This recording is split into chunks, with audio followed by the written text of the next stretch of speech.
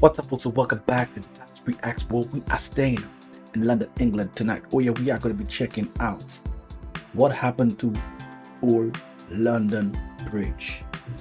One song comes to mind when I was very young. London Bridge is falling down, falling down. You guys, I think everyone on the planet have heard this song growing up. Without a doubt.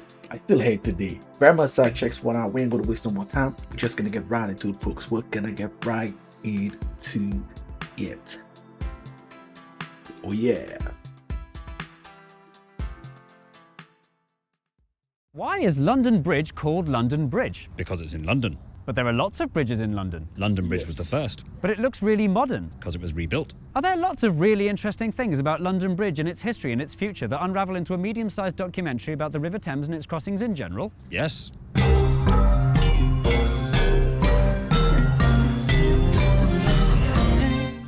The River Thames is the reason London exists. Back in the year 43, the Romans chose this spot to build a bridge and found their city of Londinium, connected by road to the rest of Britain and by sea to the rest of the world. While there's nothing physical left of the Roman bridge itself, except this apparently, it's thanks to the Roman bridge that modern London is where it is today. Here. After the Romans left, various temporary wooden bridges came and went on this site. Probably. But it wasn't until 1209 when along came a proper permanent one made of stone, and it was a corker. Like many bridges in medieval Europe, London Bridge was a living bridge, with shops, houses, a church and tiny people made of plasticine. The roadway was so narrow and the roofs on the buildings stuck out so far that the dark passageway felt almost like a tunnel. At its most congested, it could take an hour to get across. To manage congestion, the city corporation charged a toll to cross the bridge and ordered that all northbound traffic use the west side and all southbound use the east side. This may be the origin of why we now drive on the left in Britain. I just checked and it isn't. One disappointing thing about the otherwise brilliant bridge was its dull name. But the reason for its dull name was quite interesting. Is there any merit to what he's saying there in terms of the driving? Kind of makes a lot of sense. Because when you think about it, who decided it? Who decided on what side you should drive? Like, it's just very interesting. We'll take it back just a bit. About the otherwise brilliant bridge was its dull name. But the reason for its dull name was quite interesting. London Bridge was, for many centuries, the only bridge in London, which is surprising given how many thousands of people lived and worked on both sides of the river. So why was it like this for so long?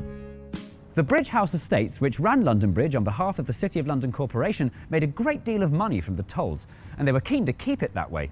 In 1664, when King Charles II started making plans to build his own bridge over the Thames, the City Corporation persuaded him to forget about it with a free loan, open brackets, massive bribe, close brackets, of £100,000. Despite the stronghold the City Corporation strong held over the river, London got on absolutely fine with just the one bridge. Because, rather bizarrely, most Londoners never used it. Unless you had a horse and cart full of heavy stuff, why bother using the expensive and slow London Bridge when you can simply hop on a wherry? Wherries, pronounced wherries, were long, thin boats that could carry up to 5 people. The streets of London were so congested that a wherry was often the fastest way to get around town, whether you needed to cross the river or not. The men who rode the wherries, the watermen, were the taxi drivers of their day. They had to know the locations of all the stairs and the times when the tide came in and out. In their heyday, there were more than 10,000 of them on the river. And so, London remained merrily monobridged throughout. 10,000? Man, that's like land on sea, man. That's crazy. I gotta go check out. My goodness, I need a depiction of that, because 10,000, that's, I don't know if he's exaggerating, but that just, the figure sounds ridiculous. Not even a couple of hundred? That's crazy. The 13th, 14th, 15th, 16th and 17th century. And that was fine by everybody. Until... In 1720, the Prime Minister Robert Walpole was in a rush to get back to Westminster for an important debate in Parliament after visiting the King. When he arrived at the Fulham Horse Ferry, the watermen were having a pint on the opposite side of the river, and they refused to come across until they'd finished their drink. Walpole missed the debate, and from that day declared war on the river. This is all your fault! Walpole presented a bill to Parliament making the legislation to allow new bridges over the Thames for the first time, whether the City Corporation or the watermen liked it or not, which led to London finally getting its bridge number 2 right outside the Houses of Parliament. Westminster Bridge opened in 1750, bringing London Bridge's centuries of monopoly to an end. Not everyone was happy about this. The City Corporation demanded compensation, so the Crown gave them compensation, which they used to get revenge on Westminster Bridge by building Blackfriars Bridge in 1769, giving Londoners a whopping 3 bridges to choose from. Wow. Crossing by bridge had now become a lot easier and faster and more normal than crossing by wherry. This was bad news for the watermen, who were already having a really tough time with the closure of the theatres on the South Bank. It was the beginning of the end for the wherries. But amazingly, they never disappeared completely. Hundreds of years later, the company of watermen and lightermen is still around today, and they still stage a protest whenever a new bridge is proposed. Really? How's that going for you? London was growing up, and it was time to say goodbye to the old-fashioned traditional things that were holding it back. And that included London Bridge itself. Over the centuries, London Bridge had become a medieval relic that was far too narrow for 18th century traffic. The bridge needed a makeover. So in 1761, to make a bit...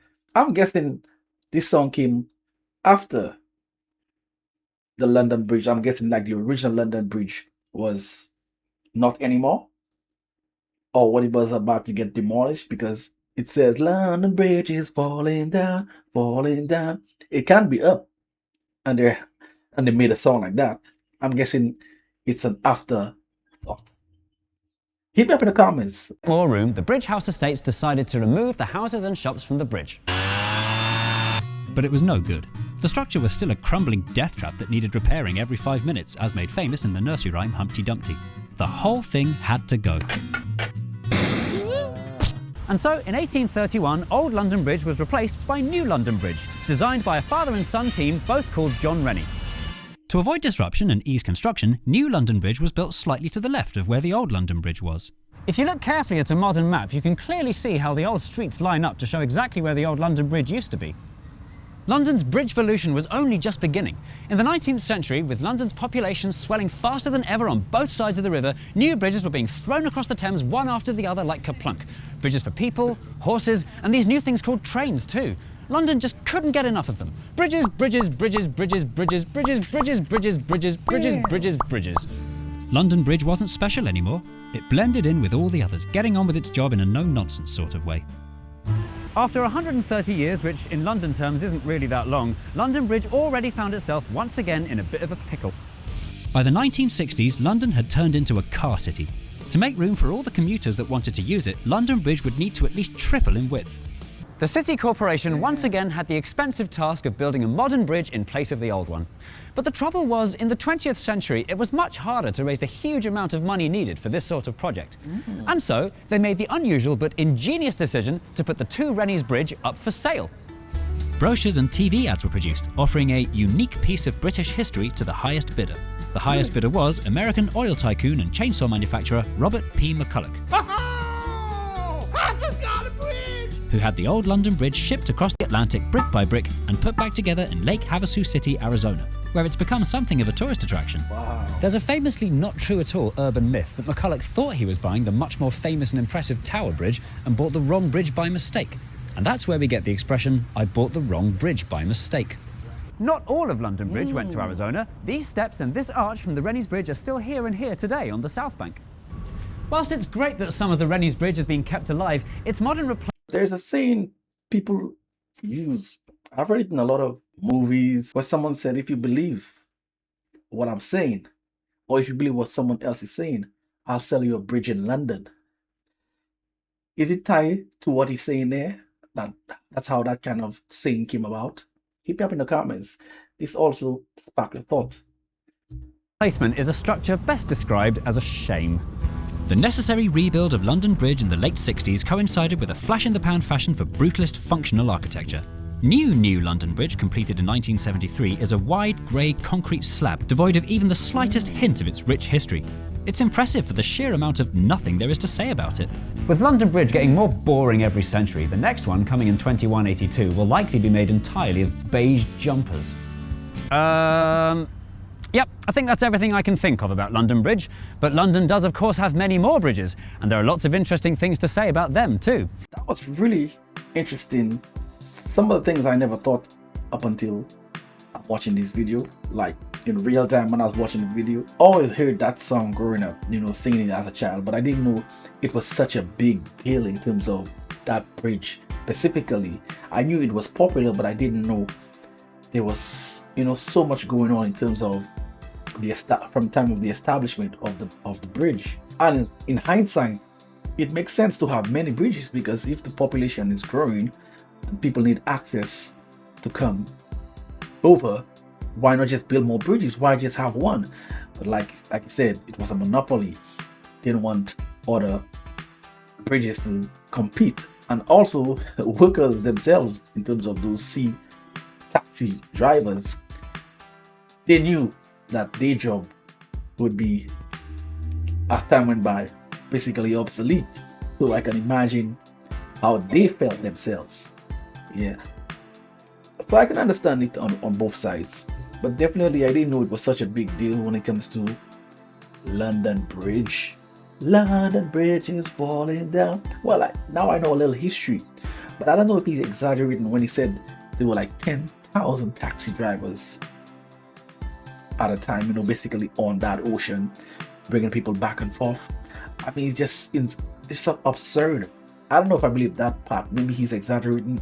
I'm gonna have to check it out myself to see, in terms of, well, they said a lot of people that were using the bridge, you know, so I can imagine it's not far-fetched.